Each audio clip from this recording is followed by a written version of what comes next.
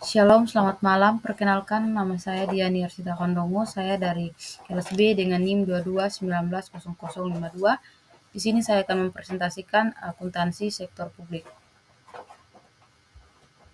Kita masuk pada materi yang pertama, definisikan secara singkat regulasi publik.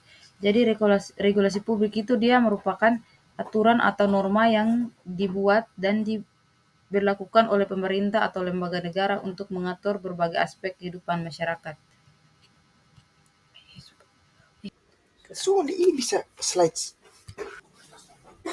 Terus tahapan dalam penyusunan regulasi publik itu yang pertama ada perencanaan, perumusan, pembahasan. Dalam tahapan ini melibatkan diskusi dan konsultasi dengan berbagai pihak terkait seperti pakar masyarakat dan berbagai lembaga negara untuk mendapatkan masukan dan persetujuan atau draft regulasi. Terus dalam akuntansi sektor publik juga saling terkait dan mempengaruhi satu sama lain. Misalnya dalam proses akuntansi sektor publik saling terkait dan mempengaruhi satu sama lain karena setiap proses merupakan bagian dari siklus akuntansi yang utuh. Terus pihak-pihak yang terkait dalam perencanaan publik itu ada pemerintah sebagai pembuat kebijakan dan pengambil keputusan. Terus ada lembaga negara seperti DPR, DPD, dan Mahkamah Agung. Terus ada masyarakat sebagai penerima manfaat dan objek. Dan juga ada beberapa pakar di bidang lain seperti hukum, ekonomi, dan sosial. Terus juga ada berkisar pada apa sajakah rumusan masalah dalam masyarakat itu ada seperti ekonomi. Ekonomi ini berkaitan dengan kemiskinan, pengangguran, kesenjangan ekonomi, dan inflasi. Terus ada sosial berkaitan dengan diskriminasi dan kekerasan. Terus ada politik berkaitan dengan korupsi dan ketidakpercayaan terhadap pemerintah. Dan yang terakhir itu ada hukum berkaitan dengan ketidakadilan dan akses terhadap hukum yang terbatas. 3 tahap penting dalam perubahan draft regulasi publik. Yang pertama itu tahap konsultasi, itu melibatkan konsultasi dengan berbagai pihak terkait seperti pakar, masyarakat, dan lembaga negara. Yang kedua ada tahap revisi. Tahap ini itu berkaitan dengan masukan yang diterima oleh tahap regulasi. Dan yang terakhir itu ada finalisasi. Ini merupakan proses fasilitas draft regulasi yang mencakup kepentingan reformasi. Yang ketujuh, mengapa tahap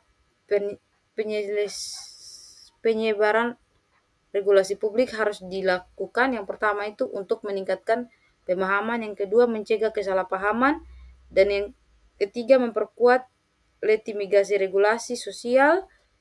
Terus juga ada meningkatkan efektivitas regulasi sosial untuk membantu meningkatkan regulasi. Terus ada juga yang ke-8 itu perancang akuntansi regulasi sektor publik yang berbeda-beda di setiap negara. Kalau di Indonesia itu regulasi sektor publik itu adalah Kementerian Keuangan. Kementerian Keuangan melalui Direktorat Jenderal bertanggung jawab untuk menetapkan standar akuntansi pemerintah sesuai SAP yang berlaku di Indonesia.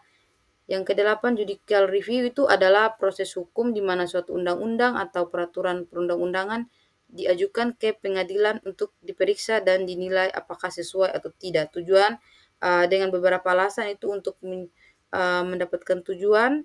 Terus juga siapa saja yang melakukan pengajuan, terus di mana diajukan, dan hasil pengadilan dapat memutuskan bahwa undang-undang atau peraturan sudah sah. Terus kita masuk yang ke-10, kewajiban negara sesuai dengan pembukaan Undang-Undang 1945 itu adalah melindungi, menjamin kesejahteraan rakyat, mewujudkan keadilan sosial negara, dan menjaga keamanan dan ketertiban negara dan masyarakat. Standar akuntansi sektor publik yang ada di Indonesia itu diatur oleh Keuangan SKK yang dikelola oleh Dewan Standar Akuntansi Keuangan dari Ikatan Akuntansi Indonesia. SAK ini merupakan kerangka kerja yang mengatur tata cara pencatatan, pengukuran, dan pelaporan keuangan bagi entitas di Indonesia termasuk sektor publik. Yang kedua ada modernisasi bahwa penyusunan pedoman akuntansi keuangan negara sangat diperlukan. Itu alasan yang pertama untuk meningkatkan transparansi dan akuntabilitas. Terus yang kedua ada meminimalkan kesalahan dan ketidakpastian pedoman akuntansi, melibatkan paduan yang jelas tentang bagaimana mencatat, mengukur, dan melaporkan transaksi keuangan. Terus ada juga untuk mendukung perbandingan dan audit Pedoman akuntansi yang seragam memungkinkan pandangan dengan laporan keuangan antar artikel baik dalam negeri maupun luar negeri. Berikut apa tujuan penyusunan pedoman akuntansi. Itu yang pertama untuk menghasilkan informasi akuntansi yang relevan dan dapat dipercaya. Terus juga ada untuk menciptakan standar dan keseragaman dalam praktik akuntansi.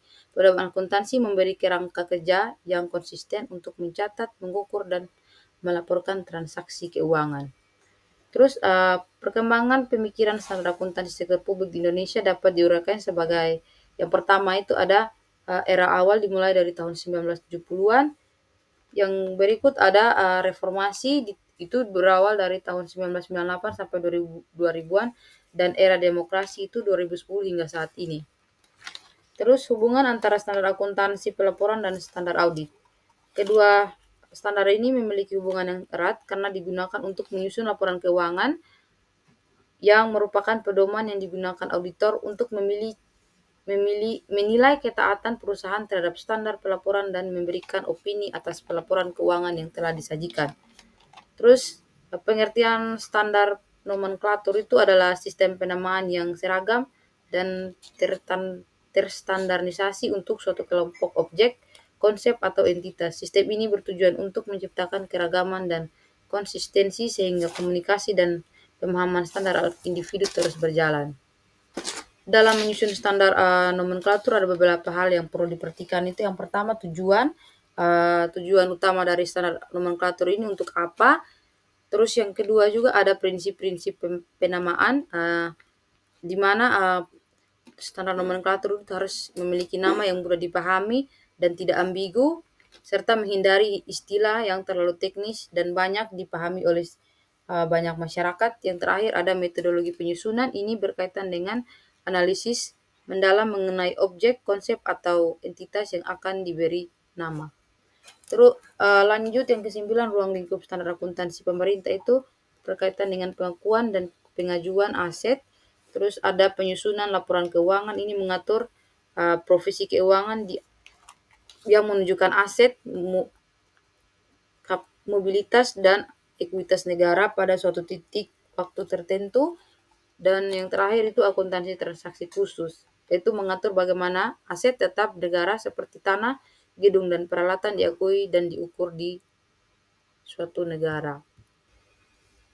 Tujuan disusun standar pemeriksaan keuangan negara itu untuk meningkatkan kualitas pemeriksaan keuangan negara dan pedoman memberikan informasi yang jelas dan terstruktur bagi auditor internal maupun eksternal dalam melakukan pemeriksaan keuangan negara. Hal ini membantu meningkatkan kualitas dan konsistensi pemeriksaan sehingga pemeriksaan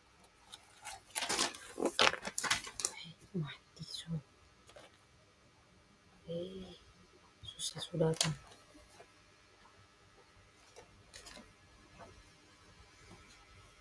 Alasan mengapa sektor publik itu perlu dipelajari itu karena memiliki karakteristik tersendiri dan juga memiliki tujuan yang berbeda dari sektor swasta. Yang pertama itu akuntansi sektor publik, dia lebih berfokus pada akuntabilitas dan transparansi dalam mengelola keuangan negara, sedangkan akuntansi sektor swasta itu lebih berfokus kepada profit dan menumbuhkan bisnis. Tujuan utamanya itu untuk memaksimalkan keuntungan bagi para pemegang saham.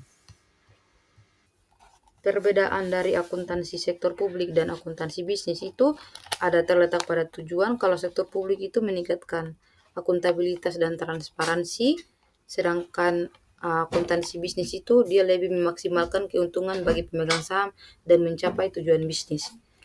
Contoh keunikan standar akuntansi publik itu berfokus pada akuntabilitas dan transparansi, prinsip kehati-hatian yang ketat, dan menerapkan bahwa aset dan pendapatan tidak boleh dilebih-lebihkan atau harus sesuai. Alasan mengapa akuntansi sektor publik di Indonesia itu masih jauh tertinggal dibandingkan dengan akuntansi swasta itu karena ada alasan yang pertama itu penerapan standar akuntansi di Indonesia masih belum aktual dan masih banyak entitas publik yang menerapkan SAP dan masih menggunakan akuntansi yang lebih tradisional. Terus juga yang kelima itu menurut Dickerman Terdapat beberapa perbedaan yang mendasar antara laporan keuangan sektor publik dan swasta. Yang pertama terletak pada tujuan dan fokus. Sektor publik itu berfokus pada akuntabilitas dan transparansi dengan tujuan untuk menunjukkan bagaimana dana publik digunakan untuk memastikan bahwa penggunaan sudah sesuai, sedangkan sektor swasta itu lebih kepada profitabilitas dan pertumbuhan. Terus ada persamaan akuntansi sektor publik dan swasta. Yang pertama prinsip dasar akuntansi, akuntansi publik dan swasta itu umumnya lebih menerapkan prinsip akurat, artinya pendapatan dan beban diakui pada saat terjadinya, bukan saat kas diterima atau diberikan. Terus konsep dasar berfokus pada penilaian kinerja suatu organisasi. Saat ini itu yang pertama penilaian berbasis hasil, terus ada penilaian berbasis dampak. Dua hal yang mengenai kesulitan dalam benchmark penerapan ukuran kinerja swasta ke sektor publik. Yang pertama sektor swasta tujuan utamanya itu profit dan juga pertumbuhan bisnis, sedangkan sektor publik itu tujuannya lebih kompleks kepada aspek sosial dan ekonomi serta lingkungan. Yang kesembilan, kultur organisasi sektor publik dan organisasi bisnis memiliki perbedaan yang signifikan seperti pada sektor publik berfokus pada melayani kepentingan publik dan sektor swasta lebih kepada keputusan pemegang saham atau individu. Dalam hukum organisasi sektor publik dan organisasi bisnis perbedaan itu ada dua, karena organisasi sektor publik itu memiliki undang-undang negara di Indonesia yang mengatur tentang dasar negara, hak dan kewajiban warga negara serta pemerintah pada pasal 23 Undang-Undang 1945. Hal-hal yang dirumuskan dalam akuntansi konseptual itu yang pertama meningkatkan transparansi dan akuntabilitas dalam pengelolaan keuangan sektor publik, terus ada memastikan konsisten dan keseragaman dalam pelaporan keuangan, yang terakhir meningkatkan kualitas dan relevansi informasi keuangan. Kita masuk yang kedua tujuan dari kerangka konseptual akuntansi. Yang pertama meningkatkan transparansi dan akuntabilitas, terus ada memastikan konsistensi dan keseragaman, yang terakhir meningkatkan kualitas dan relevan informasi keuangan untuk mendorong entitas sektor publik dalam menjadikan informasi keuangan yang berkualitas tinggi dan relevan bagi pemegang kepentingan. Asumsi akuntansi itu adalah pemikiran yang mendasari proses akuntabilitas, dan asumsi ini membantu untuk penyusunan dan penyajian laporan keuangan yang akurat dan relevan dengan melibatkan beberapa entitas ekonomi, periode akuntansi, moneter, keseimbangan usaha, dan masih banyak lagi. Adapun karakteristik dari kualitatif akuntansi sektor publik, itu ciri-ciri yang bisa dilihat itu yang pertama memiliki kualitatif dasar dan juga karakteristik kualitatif peningkatan. Yang kelima, informasi dianggap relevan jika dapat membantu pengguna dalam membuat keputusan yang lebih baik. Relevan memiliki dua aspek utama. Yang pertama, predikatif. Informasi dapat membantu pengguna dalam memprediksi hasil dan peristiwa masa depan. Yang kedua, konfirmasi. Ini informasi dapat membantu pengguna dalam mengkonfirmasi hasil atau peristiwa masa lalu. Kualitas perencanaan publik mengacu pada beberapa efektivitas. Yang pertama, partisipasi publik. Yang kedua, ada transparansi dan akuntabilitas. Yang ketiga, keterlibatan para ahli. Yang keempat atau yang terakhir, kejelasan tujuan. Perencanaan publik harus memiliki tujuan yang jelas dan terdefinisi dengan baik. Ada karakteristik dari kualitas output relasi.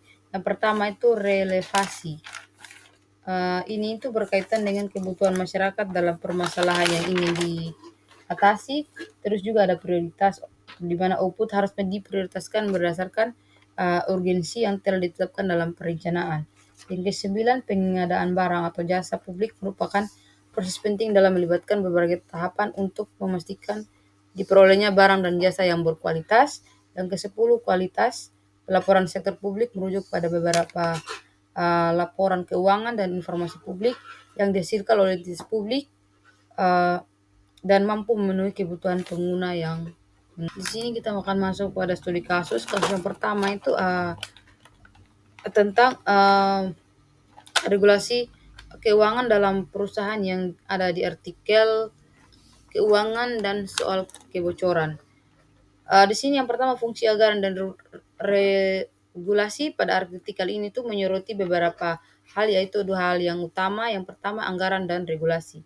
Fungsi anggaran mengacu pada peran dan utama perpajakan dalam menghasilkan pendapatan bagi pemerintah, sedangkan fungsi regulasi itu memanfaatkan perpajakan sebagai alat untuk mempengaruhi ekonomi dan mencapai tujuan kebijakan tertentu di luar uh, sekedar menghasilkan pendapatan.